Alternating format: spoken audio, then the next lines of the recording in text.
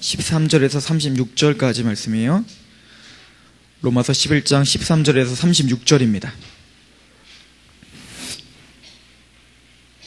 로마서 11장 13절에서 36절까지 말씀.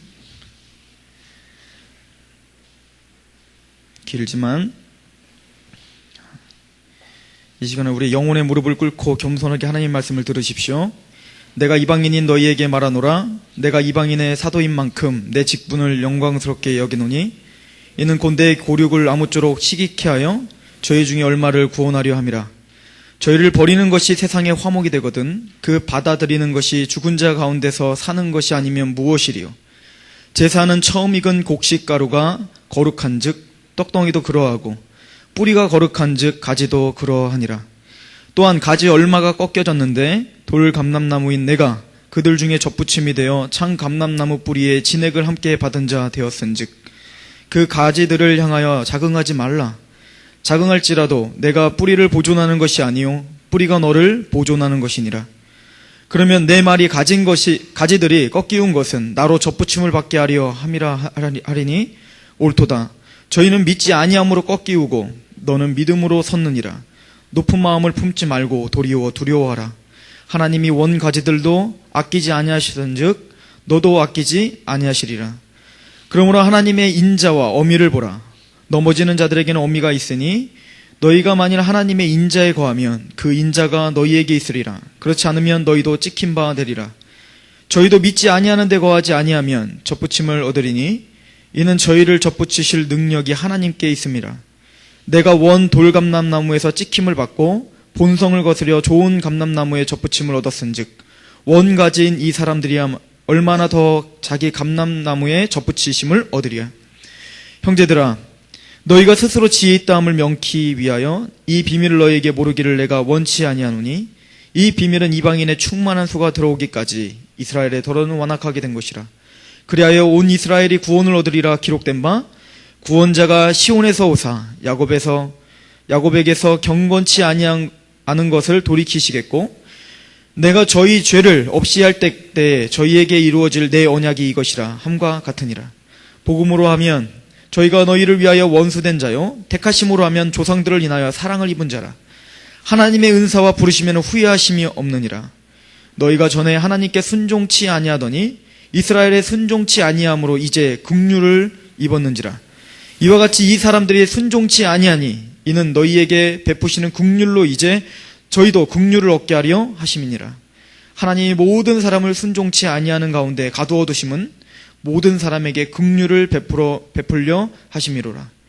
깊도다 하나님의 지혜와 지식의 부유함이요 그의 판단은 측량치 못할 것이며 그의 길은 찾지 못할 것이로다.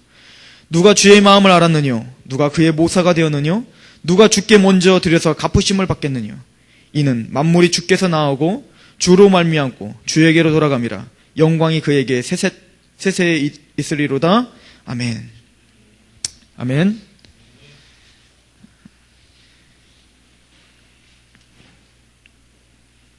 우리 로마서 11장 이제 이스라엘 백성들에 대한 어떤 바울의 그 마음들을 좀 보고 있습니다. 여러분들에게 하나 힌트를 드릴게요. 말씀이 사모가 되길 원하시고 말씀이 정말 여러분들 가운데 힘있게 여러분들의 마음에 오게 하시기 원하십니까?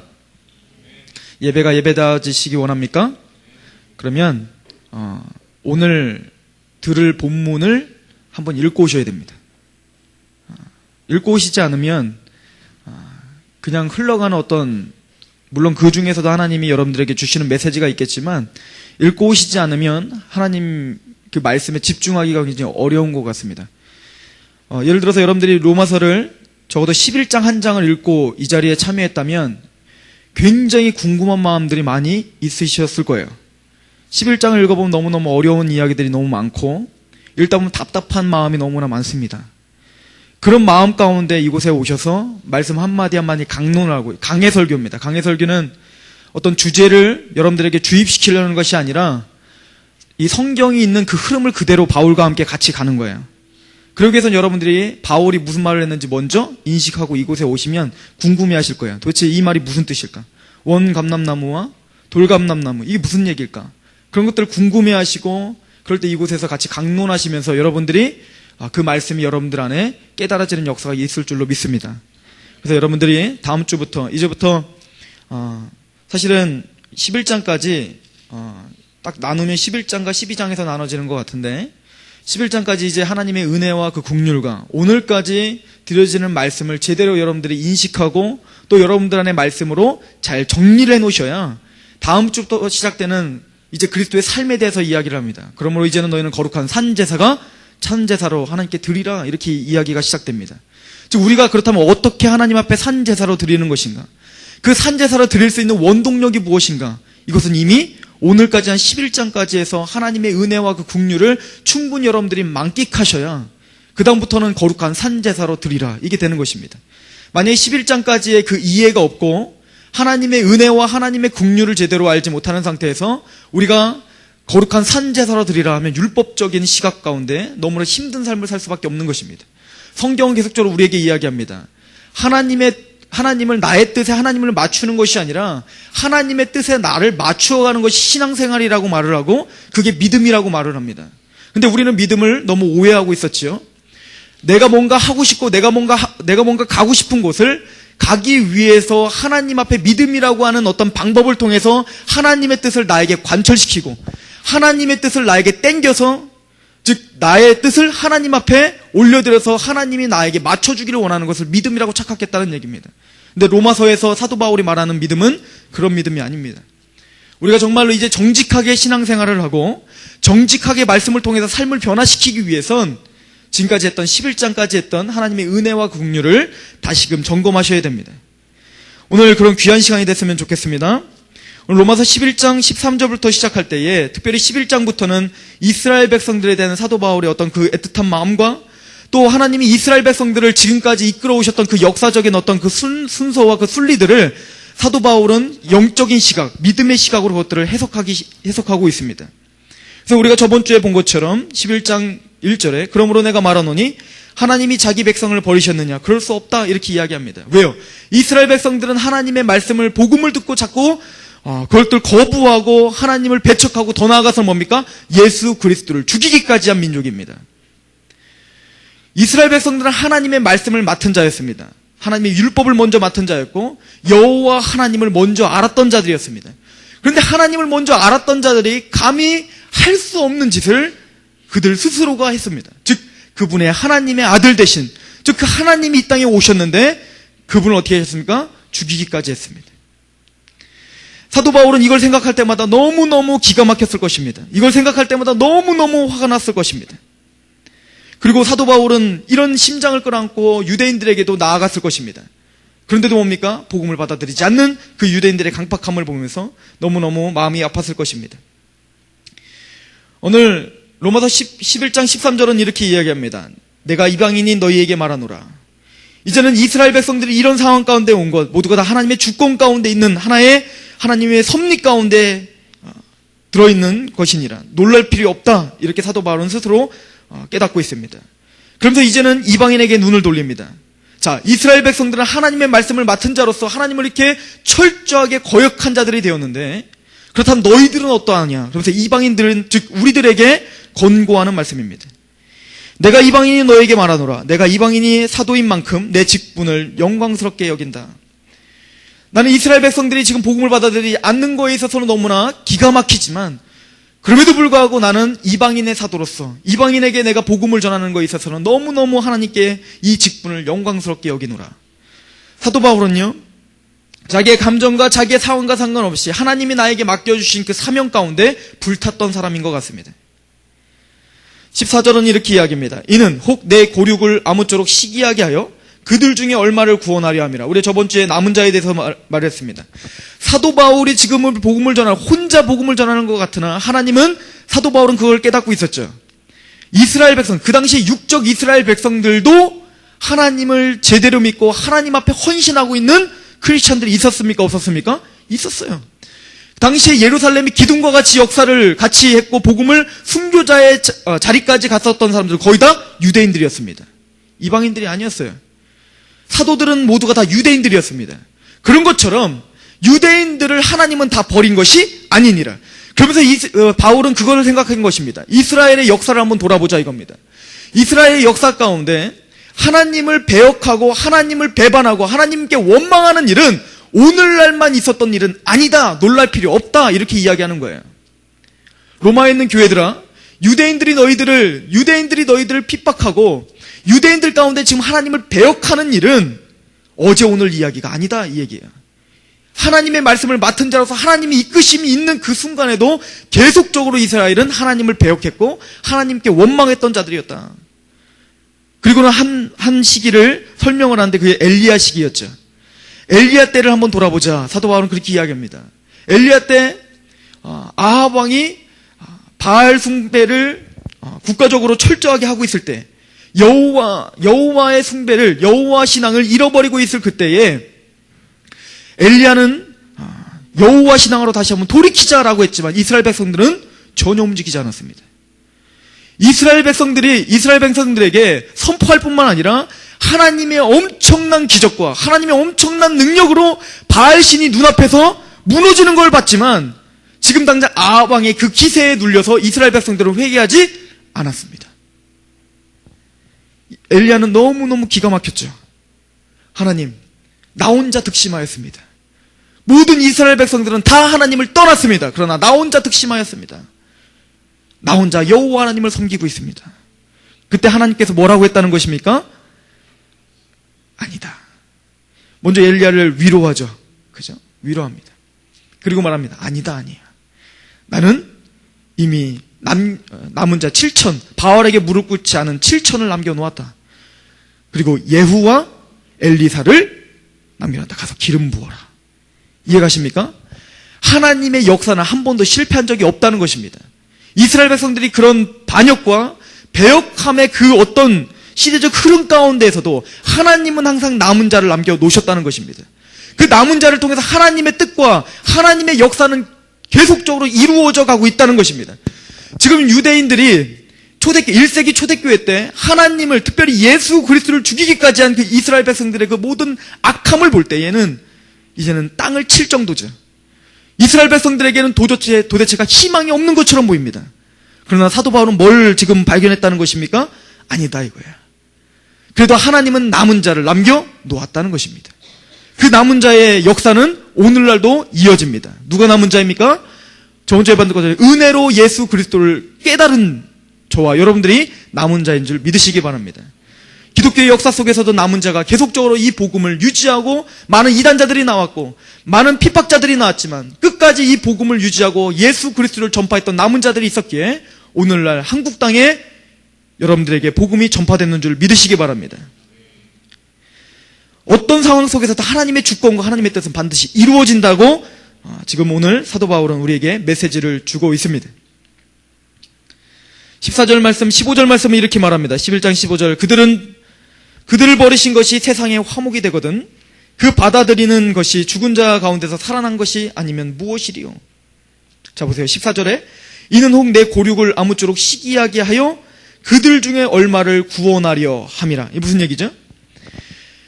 사도 바울은 지금 이스라엘 백성들에 대한 마음이 있어요 없어요? 있지요. 뜨거운 마음이 있습니다. 그런데 지금 이스라엘 백성들에게 복음을 전해도 들어가지 않아요. 근데 사도 바울에게 지금 맡겨진 임무는 뭡니까? 사명은 뭐죠? 이방인들을 향한 빛입니다. 이방인들에게 복음을 전하는 것입니다. 사도 바울이 생각할 때 지금 유대인들에게 복음을 전해야 될 텐데 유대인들도 지금 구원을 받아야 될 텐데 그 유대인들이 구원을 받지 못하는 상황 속에서 사도 바울에게 맡겨진 임무는 뭐예요? 그들이 아닌 이방인으로 가는 거예요. 이방으로 가는 거예요. 그랬을 때 사도 바울은 어떤 마음이 들었을까요? 걱정되지 않을까요? 유대를 떠나서 내가 이방으로 갔을 때는 유대는 누가 지킬 것인가? 그런데 놀라운 일이 벌어지죠. 사도 바울이 이방인들에게 복음을 줄 때 이방인들 어때요? 복음을 잘 받아들입니다. 예수 그리스도를 믿기 시작합니다. 로마의 그 이방인 땅에도 사도 바울이 가지 않았는데도 어때요? 하나님을 믿고 예수 그리스도를 영접하는 역사들이 일어나기 시작하는 겁니다. 그리고는 그 로마 교회는 누구도 같이 이방인들만 있었을 뿐 아니라 로마 교회 구성원이 누구도 있었어요? 유대인도 있었다는 것입니다. 사도 바울은 그거를 보면서 이렇게 생각을 하는 것입니다. 이방인들이 복음을 전하고 유대인들은 지금 듣지 못하는데 내가 생각하지 못하는 방식으로 지금 유대인들에게도 복음이 전해지고 있구나를 깨닫게 된 거예요. 모르겠습니다. 지금 더 깊이 있는 설명은 들어있지 않지만 적어도 하나님의 방법으로 유대인들이 지금 뭔가 이방인들이 예수님을 믿고 있는 걸 보면서 도전을 받기 시작하는 것입니다. 이들은 왜 예수 그리스도를 믿을 것입니까? 우리가 죽인 예수 그리스도를 왜 이들은 믿기 시작하는 걸까? 그리고 뭔가 여기서 보면 시기 나게 하려 함이라. 뭔가가 하여튼 갈등이 생기기 시작했을 것입니다. 그리고는 유대인 중에서도 개종하는 일이 있었던 것입니다. 그들이 아까 말한 남은 자들이었습니다. 15절, 그들을 버리는 것이 세상의 화목이 되거든.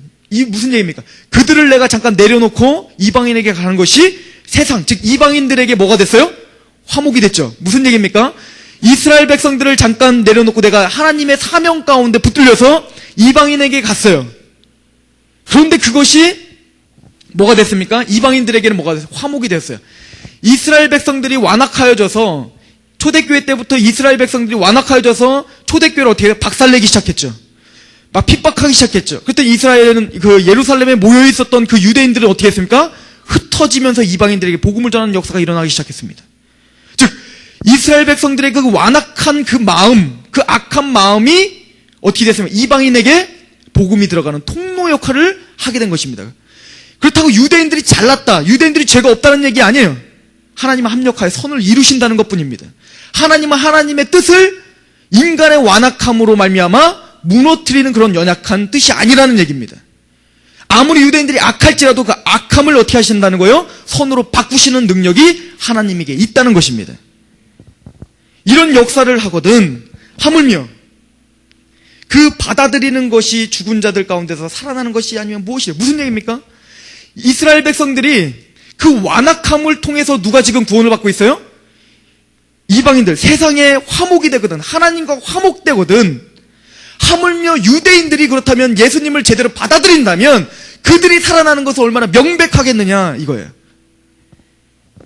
그리고 말합니다. 16절, 제사는 처음 익은 곡식가루가 거룩한 즉 떡덩이도 그러하고 뿌리가 거룩한 즉 가지도 그러하리라. 이게 무슨 얘기입니까? 제사는 처음 익은 곡식가루가 거룩한 즉, 이건 민수기 15장에 있는 말씀을 인용하는 듯합니다. 민수기 15장에 이제 그 제사에 대해서 말을 하면서 첫 곡식을 하나님께, 첫 열매죠, 첫 곡식을 하나님께 드리는 거예요. 그 드릴 때의 그 믿음의 고백은 뭐냐면 첫 곡식을 드리지만, 그 일부를 드리지만 그 첫 곡식을 드리면서 올해 하나님이 나에게 주셨던 모든 수확을 드립니다라고 하는 의미가 있습니다. 마찬가지로 하나님께서 첫 곡식의 가루가 거룩하여졌으니 그 가루로 만들어진 떡덩이는 어땠다는 거예요? 거룩하여지는 것이 당연한 거 아니냐 이 말이거든요. 그 밑에 것도 마찬가지죠.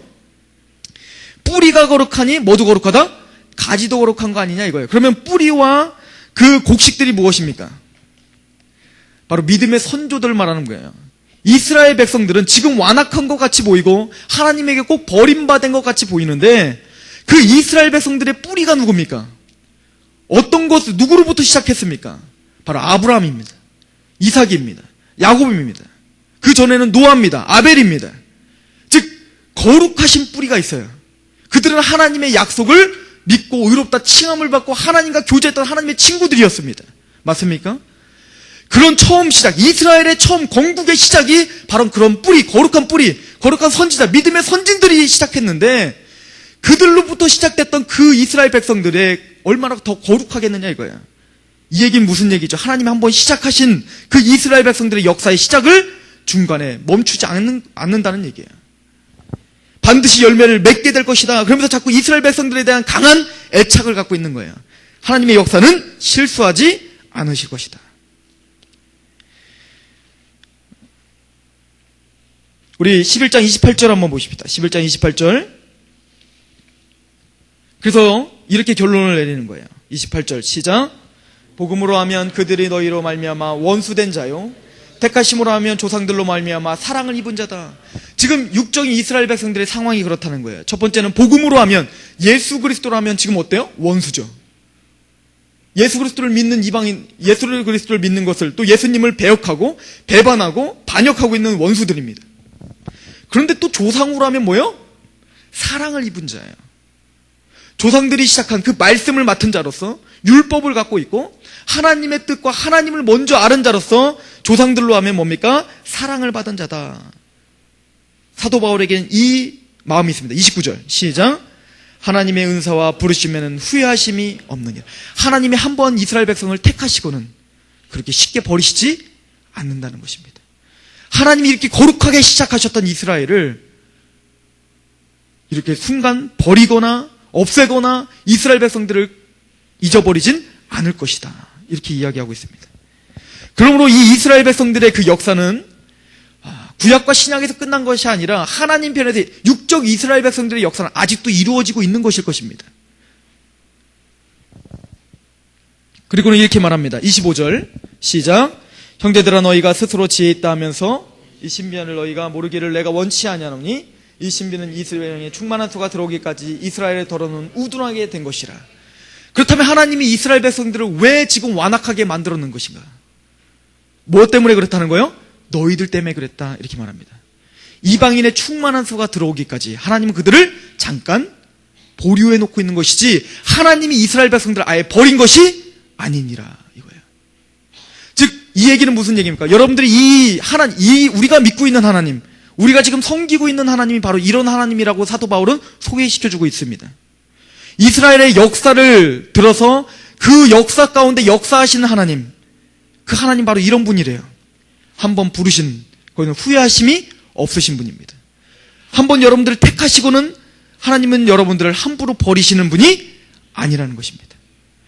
우리가 때로는 하나님의 말씀을 듣고 구원을 받고 때로는 우리가 하나님을 배역하는 것처럼 살 수도 있고 때로는 예배자답게 살지 못할 때도 있으나 하나님 그것 때문에 우리를 쉽게 버리는 분은 아니라는 것입니다. 육적 이스라엘 백성들에게 보여주는 그 모형이 바로 우리들에게 하시는 하나님의 역사를 우리에게 보여주는 것입니다. 빌립보서 1장에 착한 일을 시작하신 이가 예수 그리스도의 날까지 이루실 줄 우리가 확신하노라. 믿으십니까? 하나님 바로 그러신 분이십니다. 하나님은 여러분들을 한번 택하시고 구원시켜 주시고는 함부로 여러분들을 버리시는 분이 아닙니다. 그 역사는 오늘도 이스라엘 백성들에게 적용이 된다는 것입니다. 그래서 이스라엘 백성들을 향한 사도 바울은 끝까지 그런 마음이 있었던 것입니다. 아니야, 하나님은 이스라엘 백성들을 지금 다 버린 것이 아니야. 계속적으로 남은 자들을 씨를 말리지 않고 이스라엘 백성들 안에 남은 자들을 계속적으로 남겨놓으시고 마침내는 하나님이 계획이 다 끝났을 때 하나님의 어떤 계획 속에서 하나님의 때에 이스라엘 백성들은 다시금 하나님께 돌아오는 역사가 반드시 있을 거야. 왜요? 하나님은 후회하심이 없으신 신실하신 분이기 때문에 그래. 믿으십니까? 마찬가지입니다. 우리의 이런 하나님은 오늘날 우리 교회의 희망입니다. 자꾸 이런 얘기하니까 죄송하지만 요즘 들어 더 많이 들려오는 것 같아요. 요즘 들어 믿지 않는 사람들과 이야기해보면 더 많은 이야기들을 합니다. 교회가 타락했다느니, 교회가 완전히 썩었다느니, 교회가 이제 사도와 동떨어졌다느니, 초대교회를 다시 회복해야 된다느니, 맞습니까? 틀립니까? 맞죠. 그리고 회의에 빠집니다. 하나님이 그걸 보여주시는 건 회의에 빠지라고 있는 것이 아닙니다. 우리 상록교회 안에 예배가 많이 무너지고 또 우리 가운데 이 교회가 힘을 많이 잃어가는 것 같고 점점 청년들이 많아짐으로 말미암아 교제가 더 흐트러지는 것 같고 희망이 없어 보입니다. 그때 사도 바울은 희망이 없어 보니 이스라엘을 향해서 누구를 붙잡을 수밖에 없었습니까? 하나님입니다. 그 부르심에는 후회하심이 없으신 하나님을 붙잡을 수밖에 없었던 것처럼 오늘도 우리가 이 교회를 향해서 기도할 때 한 번 택하신 이 상록교회 청년 목장을 하나님은 후회하신 적이 없으신 줄 믿으시기 바랍니다. 그 믿음을 갖고 다시 한번 예배를 회복하시기를 바랍니다. 또 우리 개인적으로도 그렇게 적용하시길 바랍니다. 그렇구나. 하나님은 나를 예배자로 세워두시고 내 예배가 지금 무너질지라도 하나님은 후회하신 적이 없구나. 반드시 우리를 예배를 회복시켜 주실 것입니다. 믿으십니까? 그 만왕의 왕 되시며 신실하신 하나님을 붙잡으시기를 바랍니다. 이 이스라엘 백성들을 이렇게 계속적으로 설명하는 이유가 있습니다. 다시 한번 11장으로 가셔서 17절은 이렇게 이야기합니다. 또한 가지가 얼마 꺾였는데 돌감람나무인 내가 그들 중에 접붙임이 되어 창감람나무 뿌리의 진액을 함께 받은 자가 되었다. 이렇게 이스라엘 백성들 이렇게 하나님 앞에 멀어져가는 그런 상황 가운데서도 하나님은 지금 어떤 역사를, 하나님의 어떤 뜻을 지금 이루어가는 과정이라는 거예요. 그러면서 너희들을 향한 뜻이 있다. 즉 이방인들, 저와 여러분들을 향한 뜻이 있었던 거죠. 또한 가지가 얼마 꺾였어요. 이 가지는 뭡니까? 지금 이스라엘 백성들의 그 가지, 원가지들이죠. 그 원가지들이 지금 어떻게 꺾였다는 거예요. 믿음이 없이 예수님을 배역하고 반역함으로 꺾여져 나가는 거예요. 하나님의 약속에서 떨어져 나가는 것입니다. 자꾸. 그러더니 말을 합니다.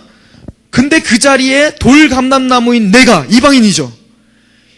이스라엘 백성들이 꺾여진 그 자리에, 그 상처난 그 자리에 돌감람나무인 누가? 저와 여러분이 돌감람나무예요.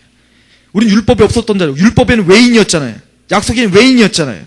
우리가 이 돌감나무인 같은 우리들이 어떻게 거기에 접붙임이 되기 시작합니다. 이게 예수 그리스도로 말미암아 교회가 시작되면서 일어난 일들입니다. 그리고 말하기를 접붙임이 되어 창감람나무 뿌리의 진액을 함께 받은 자 되었다. 갈라디아서는 이렇게 말을 하죠. 믿음에 속한 자는 아브라함의 자손이 될 것이요 아브라함의 유업을 이을 자가 되었느니라. 믿으십니까? 예전에 아브라함의 유업이 우리와는 전혀 상관없었던 유업이에요. 왜? 우리는 아브라함의 자손이 아니죠. 이스라엘 백성들이 아브라함의 자손이에요. 근데 예수 그리스도를 믿음으로 알면 우리가 뭐가 되었다는 거예요? 아브라함의 자손이 되어서 그 아브라함에게 주셨던 모든 약속들이 다 나의 것이 되었다. 복음이 즉 우리에게로 향해지게 되었다라고 성경은 이야기하고 있습니다. 그리고 말합니다. 18절. 그 가지들을 향하여 자랑하지 말라. 그런데 뭐래요? 우리 이방인들이 이제는 태도를 이제 말합니다. 우리 이방인들의 태도를 이제 점검합니다. 우리가 구원받은 이방인들은 그 가지들을 향하여 어떻게 하지 말라? 자랑하지 말라. 유대인들을 우습게 여기지도 말고, 유대인들을 배척하지도 말고, 그들 앞에서 니들은 예수님을 믿지 않았지, 나는 예수님 믿고 이제 구원을 받고 나는 천국 간다, 이걸 자랑하지 말라. 이래요. 자랑할지라도 내가 뿌리를 보존하는 것이 아니요 뿌리가 너를 보존하는 거예요. 무슨 얘기입니까? 여러분들이 예수 그리스도를 믿고 있는 것을 자랑하고 그러지 말라. 왜요? 여러분들이 예수님을 붙잡고 있는 것이 아니라 누가 여러분들을 붙잡고 있다는 거예요? 주님께서 여러분을 붙잡고 있다는 거예요. 여러분들이 믿음이 좋아서 이방인 유대인들은 패역하고 우리들은 뭔가 달라서, 우리들은 뭔가 믿음이 좋고 우리들은 하나님 앞에 합당하고 우리들은 뭔가 하나님 앞에 칭찬받기 합당하기 때문에 내가 이스라엘 대신 내가 믿음이 생겨서 아브라함의 자손이 됐구나 라고 한다면 이스라엘 백성들이 가졌던 그 교만함을 동일하게 답습하는 거기 때문에 그렇습니다. 그렇기 때문에 이방인 된 우리들, 예수 그리스도의 은혜로 구원받은 우리들은 자랑하지 말라. 너희들이 구원받은 것도 너희들의 어떤 행실과 너희들의 행동과 어떤 자랑할 만한 것이 우리에게 있는 것이 아니니라 라고 설명을 해줍니다. 19절. 그러면 내 말이 가지들이 꺾인 것을 나로 접붙임을 받으려 함이 아니야. 무슨 얘기입니까? 자, 이스라엘 백성들이 꺾였죠. 그 자리에, 상처난 자리에 누가 접붙임을 당했어요? 여러분들이 접붙임을 당한 거예요. 그럼 우리 마음에 어떤 마음이 들어요? 아, 그럼 이스라엘 백성들이 지금 강팍해지고 하나님의 뜻은 강팍해져갖고 구원받지 못한 건 그 자리에 내가 들어가야 되기 때문에 그렇구나. 이렇게 말할 수 있어요, 없어요? 그렇게 말할 수 있대요. 20절. 옳도다. 맞다는 거예요. 맞다. 그게 맞다. 하나님의 뜻 가운데 너희들이 지금 접붙임을 당하고 있는 게 맞다. 그들은 믿지 아니함으로 꺾이고, 그들이 꺾였던 이유가 뭐죠? 이스라엘 백성들이 꺾였던 이유가 뭐예요? 믿지 아니해서 꺾였고, 너희는 믿음으로 섰으니 높은 마음을 품지 말라. 무슨 얘기입니까? 그게 옳지만, 그게 맞는 말이지만 너희들이 자랑하고 높은 마음을 가질 이유는 전혀 없는 것이다. 사도 바울은 여기서 굉장히 그 로마 교회에게 좀 이렇게 머리를 써가면서 이야기해요. 이 단어가 생각이 안 나요? 여러분들 접붙임하는 방법은요, 돌감람나무가 있고요, 창감람나무가 있어요. 그러면은 창감람나무 어떻게 접붙여야지 창감람나무에 열매가 나타나죠? 돌감람나무의 뿌리에 창감람나무를 붙여야 열매가 창감람나무가 나오는 거예요. 헷갈리죠? 무슨 얘기인지 아시겠습니까? 우리가 접붙이는 이유가 뭡니까? 접붙이는 이유는 지금 좋은 열매가 날 가지가 있는데 얘가 지금 뿌리가 없어서 가지를 맺지 못하게 열매를 맺지 못할 상황이 됐어요. 그러니까 다른 나무에게 힘을 받아갖고 얘한테 열매를 따먹으려고 나쁜 나무에다가 접붙이는 거예요. 그럼 나쁜 나무는 지가 힘껏 다 빨아 올려서 누구에게 주는 거예요? 창감나무 가지에게 주니까 얘는 무럭무럭 자라서 나중에 뭐가 나타나는 거야? 창감나무가 좋은 열매를 맺는 거예요. 이게 접붙임의 원리입니다. 근데 지금 거꾸로 지금 설명하고 있다고요. 거꾸로. 이해 가세요? 지금 뭡니까? 창감나무에 돌감나무를 붙여버렸어. 이해 가세요? 많은 신학자들은 이걸 뭐라고 이야기하냐면 사도 바울이 일부러 자연의 어떤 원리를 거슬렀다 이거예요. 무슨 얘기냐? 여러분들이 접붙임을 당할 자연의 원리로는 여러분들이 창감나무에 접붙임을 당할 이유는 전혀 없다는 얘기입니다. 근데 그 자연을 거슬러 하나님의 그 긍휼하심 때문에 여러분들은 접붙임을 당한 것 뿐이라 이거예요. 그럼 우리 안엔 자랑할 것이 없느니라. 20절 한번 보세요. 그래서 이렇게 말합니다. 옳도다 그들은 믿지 아니함으로 꺾이고 너는 믿음으로 섰느니라. 높은 마음을 품지 말고 도리어 두려워하라. 하나님이 원가지들도 아끼지 아니하시더니 너희도 아끼지 아니하시리라. 지금 이방인들에게 지금 주는 메시지입니다. 저와 여러분들에게 주는 메시지입니다. 자, 보세요. 이스라엘 백성들의 시작은 어때요? 거룩하게 시작하셨죠. 하나님의 택하심은 거룩하게 시작하셨습니다. 사실은 우리보다 훨씬 더 많은 축복을 받았습니다. 그런데 그 하나님의 어떤 나라에 하나님이 직접적으로 메시지를 주시고 직접적으로 하나님이 손수 파가지고 막 십계명을 주시고 이런 나라가 어디 있어요? 얼마나 극진히 사랑하셨습니까? 이스라엘을. 근데 이스라엘 백성들도 여지없이 어떻게 됐어요? 꺾였죠. 그렇다면 너희들은 얼마나 더 쉽게 꺾이겠느냐 이거예요. 그러므로 너희들은 경계하라. 너희들은 깨어있으라. 이 얘기를 하는 것입니다. 자, 무슨 얘기냐? 그렇다면 여기서는 우리가 구원을 받고 접붙임을 당했는데 우리는 다시금 꺾여서 구원에서 떨어질 수 있다는 얘기냐? 그 얘기가 아니에요. 지금 바울이 우리에게 주는 메시지는 뭐냐면 22절입니다. 자, 이스라엘 백성들이 꺾인 이유가 뭐냐는 거예요. 그렇다면 우리가 이스라엘 백성들이 꺾였던 이유를 생각해서 그 꺾였던 이유를 답습 안 하면 되잖아요. 그죠? 그리고 이스라엘 백성들이 꺾인 이유가 뭔가? 22절 같이 한번 읽어봅시다. 시작. 그러므로 하나님의 인자함과 준원하심을 보라. 넘어지는 자들에게는 준원하심이 있으니 너희가 만일 하나님의 인자심에 머물러 있으면 그 인자가 너희에게 있으리라. 그렇지 않으면 너희도 찍힌 바 되리라. 무슨 얘기입니까? 하나님에게 인자와 어미가 있다 이거예요. 두려우신 하나님이 있고 사랑의 하나님이 있다 이거예요. 그런데 이스라엘 백성들이 꺾였던 이유는 뭐라는 거예요? 하나님의 인자에 거하지 않고 어미하신 하나님에게만 거하고 있었다는 얘기입니다. 즉 율법 아래 거해서 하나님 앞에 정죄감 가운데 하나님을 뭡니까? 내가 이걸 하지 않으면 나는 죽을 수밖에 없는 사람이라는 그 두려움 가운데 살았다는 것입니다. 항상 하나님의 어미를 생각하고 살았다는 거예요. 그래서 이스라엘 백성들이 율법을 지키고 제사를 드리고 하나님께 예배를 드리고 하나님께 봉사를 하고 뭔가 구제를 하고 기도를 하는 이유가 뭐예요? 내가 죽을까 봐요. 이렇지 않으면 나는 하나님이 나에게 저주를 내릴 것 같은 거예요. 그 두려움 가운데 어떻게 하고 있습니까? 어쩔 수 없이 막 드리고 있는 거예요. 내가 전도하는 이유가 뭡니까? 전도를 해야 내가 구원받으니까. 내가 뭔가 봉사를 해야 내가 뭔가 안정감이 있는 것 같고 나는 뭔가 하나님께 인정을 받을 수 있는 것 같으니까. 이게 어디 안에 거하는 것입니까? 어미 안에 거하는 신앙이라는 거예요. 그런 신앙을 했을 때 주님께서는 어떻게 한다는 거예요? 꺾여버린다는 거예요. 그러므로 여러분들에게 지금 이방인 우리들에게 경계하되 어디 안에 거하라? 인자 안에 거하라. 즉 복음 안에 거하라는 얘기입니다. 예수 그리스도의 그 은혜를 알고 교만치 말라 이 얘기를 합니다. 무슨 얘기예요? 유대인들은 하나님의 말씀을 지키고 율법을 지키고 어떤 그 체계 가운데 가득했습니다. 그 가득한 마음 때문에 종교성, 어떤 종교적인 어떤 행위 이런 것이 가득한 나머지 정작 예수 그리스도가 들어올 자리는 없었던 거예요. 요한복음 6장을 보세요.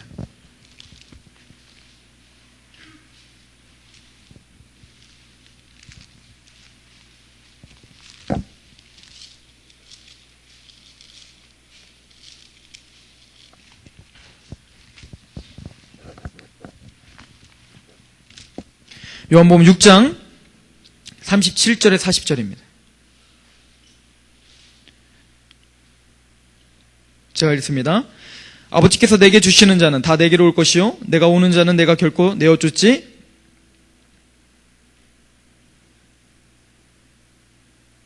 8장입니다. 죄송합니다. 8장 37절입니다. 이따가 마지막으로 찾아야 될 걸 지금 찾았어요. 37절. 나도 너희가 아브라함의 자손인 줄 아노라. 아까 뭐라고 했어요? 그 뿌리는 뭐예요? 거룩하신 조상들. 그 사람들이죠. 조상들로 하여금 사랑을 받은 자죠. 맞아요. 유대인들 너희들은 아브라함의 자손이 나도 안다 이거예요. 그러나 내 말이 너희 안에 있을 곳이 없으므로 나를 죽이려 하는도다. 이게 이스라엘의 특징들이었습니다. 이 사람들이 하나님께 열심이 없었나요? 있었다는 얘기예요. 하나님 앞에 율법을 철저히 지키고 하나님 말씀을 지키려고 하는 그 열심과 그 열정이 없었나요? 있었어요. 그건 칭찬받기 합당하죠. 그런데 그 열심과 열정만 있었지 그 안에 예수 그리스도 안에 국률함을 강구하고 그분이 내 안에 절실히 필요하다는 생각은 하지 못했다는 거예요. 여러분, 우리가 교회를 다니면서도 얼마나 많이 이런 실수를 범하는지 아십니까? 우리가 열심히 봉사를 하고 열심히 힘을 다해서 오지만 하나님의 국률을 잃어버릴 때가 많아요. 열심으로 우리가 최선을 다하고 뭔가 달려가고 있지만 내가 하나님의 국률이 없으면 오늘도 죽을 수밖에 없구나. 예수 그리스도가 없으면 나는 지옥에 오늘이라 당장 떨어질 수밖에 없구나라고 하는 그 간절함과 그 국률한 마음이 하나님의 국률을 갈급해하는 마음이 우리 안에 없을 때가 있다는 얘기입니다. 성경은 그거를 경계하라고 말합니다. 어떤 종교적 열심 때문에 그게 가득해서 예수 그리스도가 들어올 자리를 막지 말아라. 이 얘기를 하고 있는 거예요. 아무리 선한 것일지라도 아무리 좋은 것일지라도 예수 그리스도를 내 안에 들어오게 하고 그 국률을 갈구하는 마음을 잃어버리게 한다면 그것은 저주입니다. 저는 요즘에 그런 걸 많이 느껴요. 은사에 대해서 이제 요즘에 하도 이제 제가 며칠 전부터 이제 예언 기도도 제가 막 받게 되고 막 그런 분들이랑 이야기도 하고 이제 그렇게 되다 보니까 제가 더 관심을 가져서 이제 이야기합니다. 근데 여지없습니다. 은사를 추구하기 시작하잖아요. 뭔가 느끼잖아요. 뭔가를 받잖아요. 뭔가를 보기 시작하잖아요. 그리고 뭔가 막 넘어지잖아요. 그럼 거기에 빠져버려요. 그게 전부라고 생각해요. 그리고 그런 걸 느끼는 사람은 어떤 마음이 드는 줄 아십니까? 나는 뭔가 했다 이거예요. 그리고 예수 그리스도를 갈구하면서 삶 가운데서 예수 그리스도를 갈구하는 마음이 자꾸 없어져요. 그리고는 그 어떤 엑스타시한 것들을 즐기기 시작합니다. 그리고 조금 더 내가 조금 자극적이었으면 좋겠고, 조금 더 하나님이 성령님 내 안에 자극적으로 역사했으면 좋겠고, 자꾸 그걸 추구하기 시작합니다. 그 추구가 나쁜 건 아니겠죠. 하나님의 은사를 받아야죠. 하나님의 직접적인 터치를 받아야지요. 근데 그 터치가 잘못된 방향으로 자꾸 가다 보면 예수 그리스도와 말씀이 있어야 될 자리를 자꾸 침범하기 시작하는 거예요. 그리고 나중에 말씀을 보는 것을 등한시 여깁니다.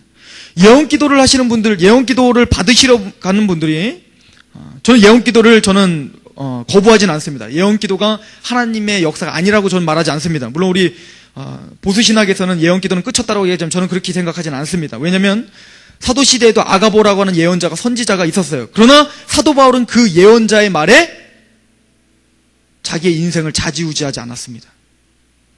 이해가십니까? 물론 예언을 할 수 있습니다. 하나님의 성령님의 감동을 주셔서 하나님의 성령님이 우리 안에 감동이라는 말을 쓰면 안 되고요. 우리 조명을 주시고 뭔가 마음을 주셔서 때로는 이 사람들을 향해서 뭔가 선포하게 하게끔 하셔요. 하나님이 여러분들에게 그런 마음을 주실 수 있습니다. 그러나 그 선포가 말씀으로 끌고 가는 사람을 좌지우지할 수는 없다는 얘기예요. 제가 얼마 전에 예언하시는 분, 이제 목사님을 만나서, 목사님이 아니군요. 그 예언하시는 분, 거의 이제 여자분들이 많잖아요. 그분을 만나갖고 했는데, 이제 그분이랑 이제 만났는데, 자꾸 저희 어머니가 좀 물어보라는 거예요. 그래서 봤더니, 궁금한 거 물어봤더니 그냥 딱 대답을 해주더라고요.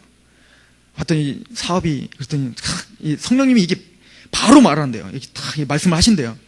그래서 이제 바로바로 대답을 해주시더라고요. 금식하기를 원하십니다. 6일 금식하시랍니다.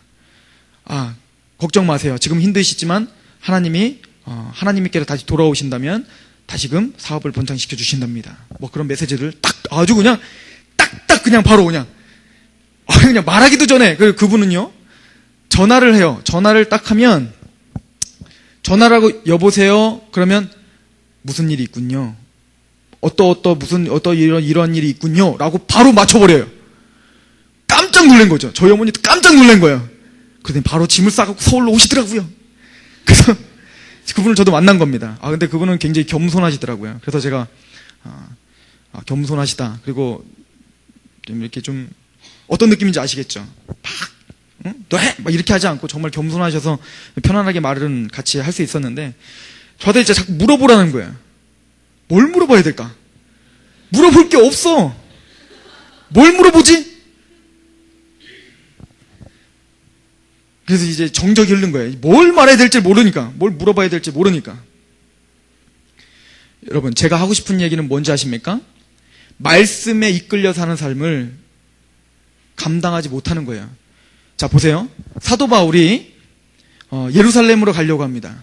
그래서 아가보라고 하는 뭡니까? 선지자가 성령님이 선지자에게 말씀을 주셨어요. 예언을 주셨어요. 뭐라고 합니까? 환상 중에 뭘 봤어요? 사도 바울이 예루살렘에 가면 결박을 당할 것이다 라고 예언했어요. 알아맞혔죠. 그 아가보는 거짓 선지자가 아니에요.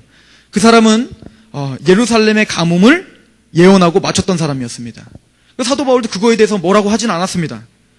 그런데 사도 바울에게 뭐라고 합니까? 가면 당신은 죽습니다 할 때 사도 바울이 반응이 어땠죠? 안다. 그러나 나는 간다 이거예요. 이해가 가십니까? 저 여러분들이 말씀 앞에, 사명 앞에 끌려가는 삶이 되길 원합니다. 말씀이 끌고 가고 사명이 끌고 가는 거예요. 제가 저희 어머니 얘기를 자꾸 해서 이제 죄송한데 예언 기도하는 것 자체가 나쁜 거 아니라고 저는 감히 말씀드려요. 왜? 우리 엄마가 하니까. 근데 신앙이 성장 안 됩니다. 항상 그렇습니다. 문제가 있으면 항상 뭔가 듣고 싶어서 가요. 문제가 있으면 항상 가요. 단독적으로 하나님의 말씀을 찾아서 뭔가 하려고 하지 않아요. 사실은 저희 어머니가 얼마 전까지 돈을 버시느냐고 주일 성수를 또 못했나 봐요. 몇 번을. 그게 마음이 어때요? 찝찝하죠. 그런 마음이 있는데 예언 기도하는데 그분이 딱 그렇게 말을 하는 거예요. 지금 권사님 머리 안에 너무 복잡하다. 그리고 하나님 앞에 다시 돌아오길 원하십니다. 빨리 하십시오. 안 그러면 하나님의 징계가 있습니다. 라고 거기에 이제 우리 엄마 깜짝 놀란 거예요. 그리고 빨리 짐 싸들고 온 거야. 그것 때문에. 어찌하면 좋습니까? 그랬더니 6일 금식을 하십시오. 그래서 저희 어머니가 이제 1주 동안 금식을 하시고 오시고 어제는 얼굴이 환해지셔서 오셨어요. 마음이 좀 많이 풀리고 이제는 내려가서 일도 접고 이제 하나님 앞에 충성을 다하기로 결심을 하시고 내려가십니다. 좋아요. 좋은 열매죠. 그런데 항상 그것을 되풀이한다는 얘기입니다. 예언자가 말하기 전에 말씀을 통해서 내가 스스로 점검하지 못하냐 이거예요. 만약에 우리 어머니가 말씀에 이끌려 살았다면 누군가 그렇게 신기한 방법으로 주지 않아도 충분히 그렇게 살 수 있었을 것입니다. 무슨 얘기인지 이해 가십니까? 여러분들 말씀으로 무장하십시오. 말씀이 정말 이끌려 사는 삶, 그런 삶을 추구하십시오. 그리고 여러분들이 말씀을 통해서 하나님의 음성을 들려는 그런 고전분투가 있으시길 바랍니다. 그런데 청년 예배 오는데 오늘 본문도 한 번도 안 읽고 와. 그러면 외식입니다. 이해 가십니까? 정말 간절한 마음으로 여러분들에게 다시 부탁을 드립니다. 이 예배가 예배다워지기 원한다면 기도로 준비하시고 그리고 오늘 본문을 읽어 오시는 거예요. 오늘 나에게 주실 메시지가 무엇인가 그걸 실천하시길 바랍니다. 오늘 얘기가 다 여기까지 갔죠? 자, 우리 로마서 11장으로 가서 결론 내립시다.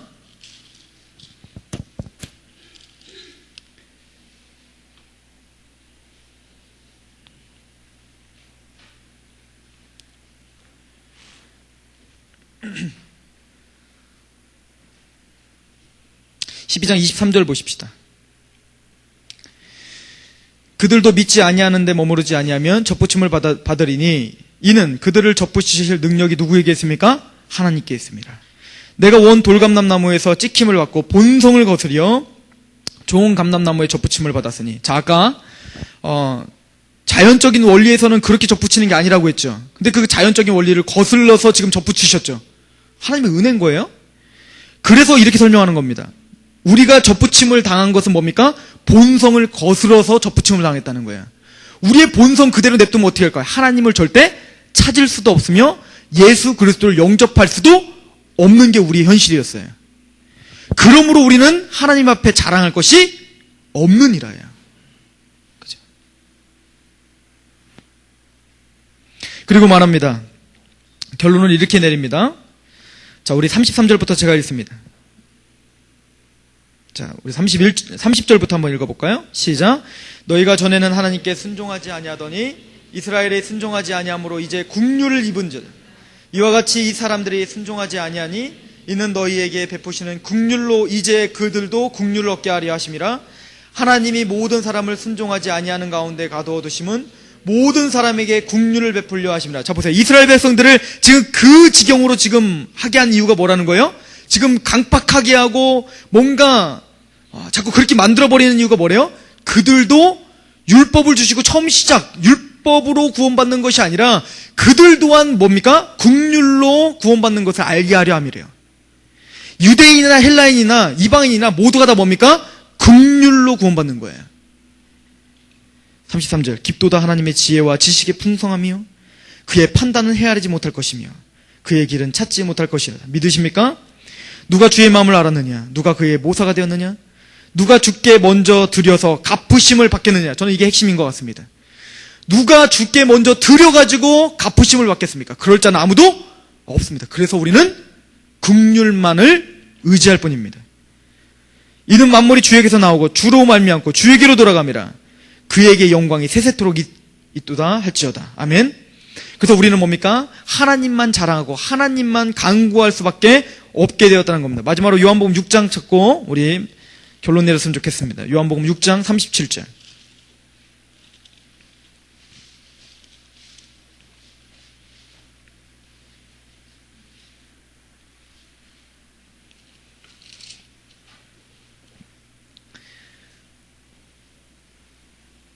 (37절) 40절 같이 한번 읽어볼까요? 시작. 아버지께서 내게 주시는 자는 다 내게로 올 것이요 내게 오는 자는 내가 결코 내어주지 아니하리라. 내가 하늘에서 내려온 것은 내 뜻을 행하려 함이 아니요 나를 보내신 이의 뜻을 행하려 함이라. 나를 보내신 이의 뜻은 내게 주신 자 중에 내가 하나도 잃어버리지 아니하고 마지막 날에 다시 살리는 이것이니라. 내 아버지의 뜻은 아들을 보고 믿는 자마다 영생을 얻는 이것이니 마지막 날에 내가 이를 다시 살리시리라. 아멘. 예수 그리스도께서 이 땅에 오시는 이유는 뭐냐면 39절에 나를 보내신 이의 뜻은 내게 주신 자 중에 내가 하나도 잃어버리지 아니함이라. 여러분들 하나님이 부르셨다고 확신하십니까? 하나님으로 말미암지 않고는 여러분들이 주님께로 돌아올 수 없었습니다.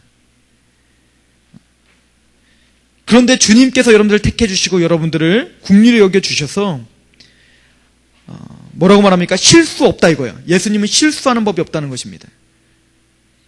하나님이 예수님께로 맡겨주신 그 모든 영혼들은 예수님은 반드시 100% 모두가 다 구원을 받는 역사에 참여하게 될 것이니라. 그래서 이방인의 충만한 수가 들어오기까지 지금 유대인들을 완악하게 할 뿐입니다. 왜요? 이방인들에게 뭡니까? 복음이 전해져서 하나님이 예수님에게 주셨던 영혼들이 이방인에 아직도 남아있기 때문에 그렇습니다. 여러분들 주위에도 뭡니까? 하나님이 택하시고 하나님에게 예수님에게 주신 영혼들이 있는 줄 믿으시기 바랍니다. 그 영혼은 바로 첫 번째는 여러분입니다. 여러분들은 하나님은 절대 여러분들 놓지 않습니다. 하나님께서 난 것입니다. 하나님으로부터 났습니다. 이 여러분들이 하나님의 백성 된 것 모두가 다 하나님의 국률인 줄 믿으시기 바랍니다. 오늘 로마서 11장은 계속적으로 국률을 강조하고 있습니다. 우리가 살 길, 우리가 하나님 앞에 먼저 경계해야 될 일이 뭐라고요? 내가 교회를 다니고 열심히 뭔가를 하지만 착각하지 말라는 얘기입니다. 국률을 강구해야 된다는 얘기예요. 이것이 제대로 정립됐을 때야 드디어 12장으로 가는 겁니다. 너희들은 거룩한 산 제사로 드리라. 근데 이 국률을 제대로 이해하지 못하고는 산제사가 될 수 없습니다. 믿으십니까? 하나님의 국률을 의지함으로 하나님 앞에 간구하시길 바랍니다. 이렇게 간구합시다. 하나님의 역사는 절대 실수함이 없으시며 결단코 하나님은 후회하심이 없는 줄 우리는 확신합니다. 하나님이 우리에게 주셨던 나 개인에게 주셨던 하나님의 뜻이 있을 것이며 또 변함없으신 하나님의 말씀을 통해서 우리를 왕같은 제사장으로 세워주시겠다고 하셨으며 나를 복을 받은 대상이 아니라 복의 근원으로서의 삶을 살게 하시겠다는 약속이 있는 줄 우리는 알고 있습니다. 명확하게 주신 이 약속의 말씀으로 우리에게 불러주신 하나님, 한 번도 우리를 불러주신 것에 있어서 후회하심이 없는 하나님 감사합니다. 우리가 우리의 마음을 볼 때, 나의 삶을 볼 때는 내가 봐도 너무나 염치가 없고 내가 봐도 너무나 화가 나는데 주님께서 얼마나 화가 나시겠습니까? 라고 고백드릴 수밖에 없지만 그럼에도 불구하고 우리가 약속을 의지하고 그걸 믿음으로 하나님께 다시 한번 고백합니다. 하나님은 나를 택하신 데서 후회하심이 없군요. 감사합니다. 그리고 또 하나 기도합시다. 하나님, 이 청년목장, 이 상록교회를 택하시고 이 상록교회와 이 청년목장을 통해서 예배가 살아나고 이 상록목장을 통해서 다시금 하나님께로 돌아와야 될 그 영혼들, 하나님이 계획하셨던 그 영혼들이 들어오는 일에 있어서는 실수가 없으신 하나님, 우리의 연약함으로 이 상록교회의 예배가 무너지고 또 우리의 열심이 없어져서 힘이 없이 교제가 무너지고 그런 일들이 있을지라도 우리가 잊고 있었던 거 하나 있네요. 하나님의 택하심에 후회하심이 없으시군요. 이 하나님, 내가 구원받은 것, 이 상록교회가 상록교회 된 것 하나님의 국률인 줄 알고 이제부터 더 국률을 더 갈급함으로 하나님의 국률을 쫓는 그런 하나님 백성이 되겠습니다. 다짐하며 하나님께 기도하며 나갑시다. 기도하십시다. 아버지 하나님, 이 시간 하나님께 기도합니다. 주여 아버지 하나님이 저희 생각을 붙잡아 주시옵소서. 아버지 하나님, 이 갈급한 심령을 붙잡아 주시옵소서. 아버지 하나님, 연약하기 짝이 없는 저희 마음 가운데 아버지 하나님, 예수 그리스도의 국률을 알아가는 그 지혜를 허락하여 주시옵소서. 아버지 하나님, 내가 구원받은 것, 내가 하나님께 나아갈 수 있는 것, 그 모든 것이 다 하나님 아버지의 은혜인 줄 다시 한번 깨닫게